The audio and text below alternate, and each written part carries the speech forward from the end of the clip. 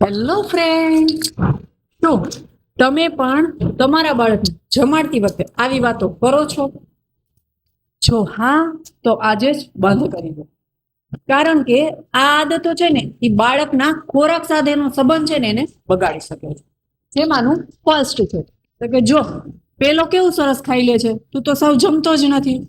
હવે બીજા બાળકો સાથે સરખામણી કરવાથી બાળક છે ને એ જમવાને બદલે અસુરક્ષા અને ગુસ્સો અનુભવે છે. સેકન્ડ છે, જો પૂરું ખાજે નહીતર હું બાવાને બોલાવીશ અથવા તો પોલીસને આપી દઈશ. ખાવાને ક્યારેય ડર સાથે કમ્પેર ન કરો. બાળક ખોરાક છે એ ભૂખથી નહીં પણ ડરને કારણે પરાણે જમશે, જે પાચન માટે ખૂબ જ ખરાબ છે. થર્ડ છે, શાક રોટલી છે એ તારે ખાવી જ પડશે અને શાક રોટલી ખાઈ લે એટલે હું તને ચોકલેટ આપીશ અથવા તો મોબાઈલ આપીશ.